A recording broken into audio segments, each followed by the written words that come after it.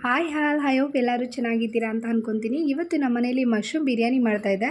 So ಅದರದ್ದೊಂದು ಚಿಕ್ಕದಾಗಿ video ಮಾಡಿದ್ದೀನಿ. ನಿಮ್ಗೆ ಇಷ್ಟ ಆದರೆ ನೀವು ಟ್ರೈ ಮಾಡಿ ಮನೇಲಿ. ಸೊ ಫಸ್ಟು ನಾನು ಕುಕ್ಕರ್ ತೊಗೊಂಡು ಆಯಿಲ್ ಹಾಕ್ಬಿಟ್ಟು ಅರ್ಧ ಗೀ ಹಾಕ್ಬಿಟ್ಟು ಆನಿಯನ್ ಹಾಕ್ಕೊಂಡು ಫ್ರೈ ಮಾಡಿದೆ. ಮತ್ತು ನಾನು ಚಕ್ಕೆ ಮತ್ತು ಅದೆಲ್ಲ ಸ್ಪೈಸಸ್ ಎಲ್ಲ ಏನೂ ಹಾಕೋಕ್ಕೆ ಹೋಗಿಲ್ಲ. ಸ್ವಲ್ಪ ನನಗೆ ಟೇಸ್ಟಿಗೆ ಅಂತ ಹೇಳಿಬಿಟ್ಟು ನಾನು ಕಸ್ತೂರಿ ಮೇಥಿ ಹಾಕ್ಕೊಂಡಿದ್ದೆ. ಕಸ್ತೂರಿ ಮೇಥಿ ಒಂದು 2-3 ಪಲಾವ್ ಎಲೆ ಹಾಕಿದ್ದೆ ಅಷ್ಟೇ. ಯಾಕಂದರೆ ನನಗೆ ತುಂಬ ಸ್ಪೈಸಸ್ ಅಂದರೆ ಇಷ್ಟ ಆಗೋದಿಲ್ಲ, ಮಸಾಲ ಥರ ಆಗುತ್ತೆ ಅಂತ. ಸೊ ಅದನ್ನೆಲ್ಲ ಫ್ರೈ ಮಾಡೋಕ್ಕೆ ಇಟ್ಟೆ. ಆನಿಯನ್ನೆಲ್ಲ ಸ್ವಲ್ಪ ಚಿಕ್ಕದಾಗಿ ಫ್ರೈ ಆಗಲಿ ಅಂತ. ಸೊ ಅದು ಫ್ರೈ ಆದಮೇಲೆ ನಾನು ಅದಕ್ಕೆ ಶುಂಠಿ ಬೆಳ್ಳುಳ್ಳಿ ಪೇಸ್ಟು ಸ್ವಲ್ಪ ಆ್ಯಡ್ ಮಾಡಿದೆ, ಒಂದು ಅರ್ಧ ಸ್ಪೂನಷ್ಟು.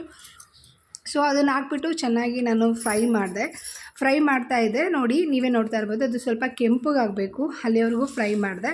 ಸೊ ಅದು ಇನ್ನೂ ಚೆನ್ನಾಗಿ ನಮಗೆ ಫ್ರೈ ಆಗಬೇಕಂತಂದರೆ ನಾವು ಸ್ವಲ್ಪ ಅದಕ್ಕೆ ಅರಿಶಿನ ಆ್ಯಡ್ ಮಾಡ್ಕೋಬೋದು. ಸೊ ಅರಿಶಿನ ಮತ್ತು ಉಪ್ಪು ಎರಡನ್ನೂ ಆ್ಯಡ್ ಮಾಡಿದ್ರೆ ಸ್ವಲ್ಪ ಈರುಳ್ಳಿ ಚೆನ್ನಾಗಿ ಬೇಗ ಗೋಲ್ಡನ್ ಬ್ರೌನ್ ಆಗುತ್ತೆ. ಸೊ ನಾನು ಅದನ್ನು ಹಾಕಿದ್ದೆ. ಇವಾಗ ಹಾಕಿಬಿಟ್ಟು ಚೆನ್ನಾಗಿ ಸ್ವಲ್ಪ ಫ್ರೈ ಮಾಡೋಕ್ಕೆ ಅಂತ ಬಿಟ್ಟೆ. ಅದು ಫ್ರೈ ಆಗ್ತಾಯಿತ್ತು ಈ ಕಡೆ ಸೈಡಲ್ಲಿ. ಸರಿ, ಏನು ಮಾಡಬೇಕು ಇವಾಗ, ಫ್ರೈ ಆಗ್ತಾ ಇದೆಯಲ್ಲ ಅಂತ ಹೇಳಿಬಿಟ್ಟು ಸೊ ನಾನು ಎಲ್ಲ ರೆಡಿ ಮಾಡ್ಕೊಂಡ್ಬಿಟ್ಟು ಅಡುಗೆ ಮಾಡಲ್ಲ ಯಾವತ್ತೂ.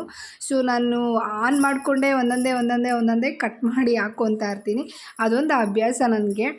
ಸೊ ನಾನು ಬೆಳಗ್ಗೆ ಬ್ರೇಕ್ಫಾಸ್ಟ್ ಮಾಡಬೇಕಂದ್ರೂ ಆ ಥರನೇ ಅಲ್ಲಲ್ಲೇ ಅವಾಗವಾಗೇ ಎಲ್ಲ ಮಾಡ್ಕೊಂಡು ಅದು ಫ್ರೈ ಆಗೋದ್ರೊಳಗಡೆ ಇನ್ನೊಂದು ಕಟ್ ಮಾಡ್ಕೊಳೋದು, ಆ ಥರ ಮಾಡಿಬಿಡ್ತೀನಿ. ಸೊ ಇದು ಫ್ರೈ ಆಗೋದ್ರೊಳಗಡೆ ಟೊಮೊಟೊ ಕಟ್ ಮಾಡಿಕೊಂಡೆ ನಾನು. ಸೊ ಆ ಟೊಮೊಟೊನ ಆ್ಯಡ್ ಮಾಡ್ತಾಯಿದ್ದೀನಿ. ಇವಾಗ ಟೊಮೊಟೊ ಆ್ಯಡ್ ಮಾಡಿಬಿಟ್ಟು ಚೆನ್ನಾಗಿ ಫ್ರೈ ಮಾಡಿದೆ. ಸೊ ಅದನ್ನು ಫ್ರೈ ಮಾಡಬೇಕಾದ್ರೆ ಸ್ವಲ್ಪ ಅದಕ್ಕೆ ನಾನು ಸ್ಪೈಸಸ್ ಏನಿದೆ ಅದನ್ನು ಹಾಕ್ಕೊಂಡೆ. ಬಟ್ ಸ್ಪೈಸಸ್ನ ನಾನು ಜಾಸ್ತಿ ಹಾಕೋಕ್ಕೆ ಹೋಗಲ್ಲ. 2 ಹಸಿಮೆಣ್ಸಿನ್ಕಾಯಿ ಫಸ್ಟೇ ಹಾಕಿದ್ದೆ. ಸೊ ಅದಾದಮೇಲೆ ಅದಕ್ಕೆ ಒಂದು ಅರ್ಧ ಸ್ಪೂನಷ್ಟು ನಾನು ಖಾರದ ಪುಡಿ ಹಾಕಿದೆ. ಖಾರದ ಪುಡಿ ಮತ್ತು ಅರ್ಧ ಸ್ಪೂನಷ್ಟು ಬಿರಿಯಾನಿ ಮಸಾಲ, 1 ಸ್ಪೂನ್ ಬಿರಿಯಾನಿ ಮಸಾಲ, ಅರ್ಧ ಸ್ಪೂನು ಧನಿಯಾ ಪುಡಿ, ಇಷ್ಟೇ ಹಾಕಿದ್ದು. ಹಾನೆಸ್ಟ್ಲಿ ಇಷ್ಟನ್ನೆಲ್ಲ ಹಾಕ್ಬಿಟ್ಟು ಟೊಮೊಟೊ ಚೆನ್ನಾಗಿ ಸಾಫ್ಟ್ ಆಗೋವರೆಗೂ ನಾನು ಅದನ್ನು ಫ್ರೈ ಮಾಡ್ತಾಯಿದ್ದೀನಿ ಇವಾಗ. ಸೊ ಅದೆಲ್ಲ ಎಣ್ಣೆ ಬಿಟ್ಕೊಂಡು ಸೈಡಲ್ಲಿ ಬರಬೇಕು. ಸೊ ನಾವು ಫ್ರೈ ಮಾಡ್ತಾ ಇರೋವಂಥದ್ದು ಟೊಮೊಟೊ ಆನಿಯನ್ ಎಲ್ಲ ಫ್ರೈ ಆಗಿತ್ತು, ಟೊಮೊಟೊ ಮಾತ್ರ ಫ್ರೈ ಮಾಡ್ತಾಯಿದ್ದು ಎಣ್ಣೆ ಬಿಟ್ಕೊಂಡೆಲ್ಲ ಸೈಡಿಗೆ ಬರಬೇಕಿತ್ತು. ಸೊ ಆ ಥರ ನಾನು ಫ್ರೈ ಮಾಡ್ತಾಯಿದ್ದೆ.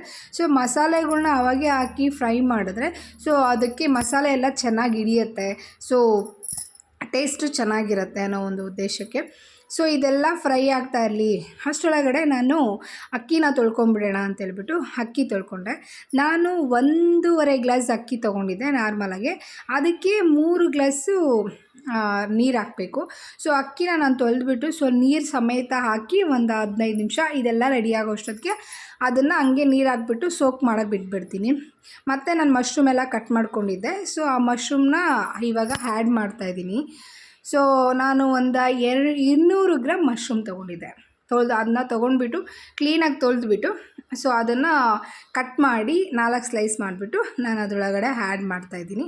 ಸೊ ಅದು ಆ್ಯಡ್ ಮಾಡಿ ಅದು ಚೆನ್ನಾಗಿ ಫ್ರೈ ಆಗಬೇಕು.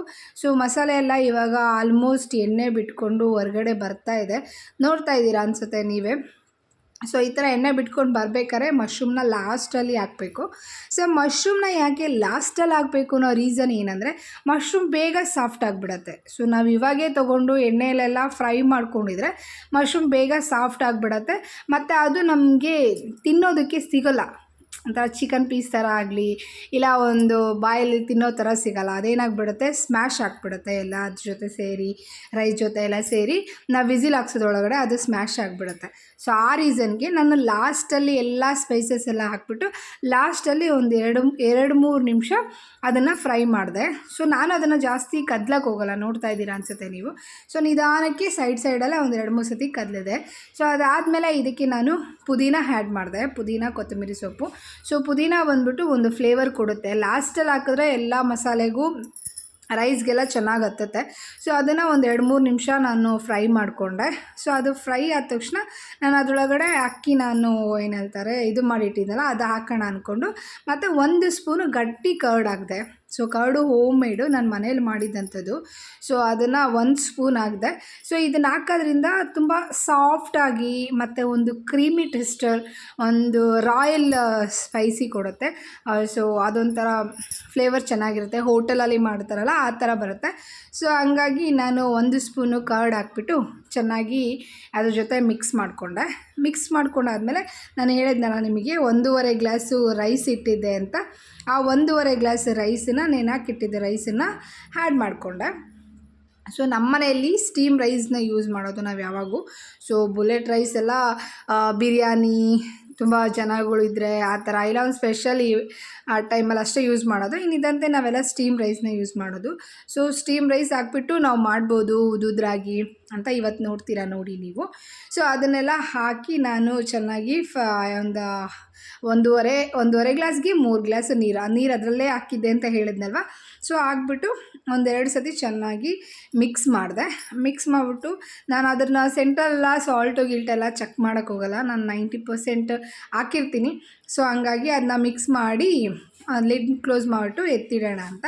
ಸೊ ಗ್ಲಾಸಲ್ಲಿ ನೀರು ಹಾಕಿದಾದ್ಮೇಲೆ ನಾನು ಏನಂತಾರೆ ಮೇಲ್ಗಡೆ ಒಂದು 3 ಸ್ಪೂನಷ್ಟು ಗೀ ಹಾಕಿದೆ. ಸೊ ಗೀ ಹಾಕ್ಬಿಟ್ಟು ಚೆನ್ನಾಗಿ ಮಿಕ್ಸ್ ಮಾಡ್ತಾಯಿದ್ದೀನಿ. ನೋಡ್ತಾ ಇರ್ಬೋದು ನೀವು.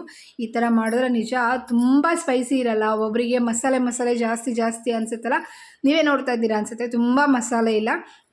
ಸೊ ನೋಡಿ 2 ವಿಸಿಲ್ ಹಾಕ್ಸಿದೆ ಅಷ್ಟೇ. 2 ವಿಸಿಲ್ ಹಾಕ್ಸಿದ್ಮೇಲೆ ಯಾವ ಥರ ಆಗಿದೆ, ತುಂಬ ಚೆನ್ನಾಗಾಗಿದೆ ಅಲ್ವಾ. ನನಗೆ ಜಾಸ್ತಿ ಮಸಾಲೆನೂ ಇಲ್ಲ, ಆ ಮಶ್ರೂಮ್ ಎಲ್ಲ ಹಾಗೆ ಮೇಲೇ ಇದೆ ನೋಡಿ, ತುಂಬ ಚೆನ್ನಾಗಿದೆ ಅಲ್ವಾ. ನೀವು ಒಂದ್ಸತಿ ನಿಮ್ಗೆ ಇಷ್ಟ ಆದರೆ ಮನೇಲಿ ಟ್ರೈ ಮಾಡಿ ಪ್ಲೀಸ್. ನಿಮ್ಗೆ ಇಷ್ಟ ಆಯ್ತು ಅಂದರೆ ಸಬ್ಸ್ಕ್ರೈಬ್ ಮಾಡ್ಕೊಳ್ಳಿ, ಲೈಕ್ ಮಾಡಿ, ಶೇರ್ ಮಾಡಿ, ಸಪೋರ್ಟ್ ಮಾಡಿ. ಸೊ ಯಾಕಂತಂದರೆ ನಾವು ಏನಾದರೂ ನನಗೆ ಗೊತ್ತಿರೋದನ್ನ ನಿಮ್ಮ ಹತ್ರ ತೋರಿಸ್ಬೇಕನ್ನೋದಷ್ಟೇ ನನ್ನ ಇದು. ಚೆನ್ನಾಗಿದೆ ಅಂದ್ಕೊತೀನಿ. Please thank you so much for video ನೋಡಿದ್ದಕ್ಕೆ. Have a nice day.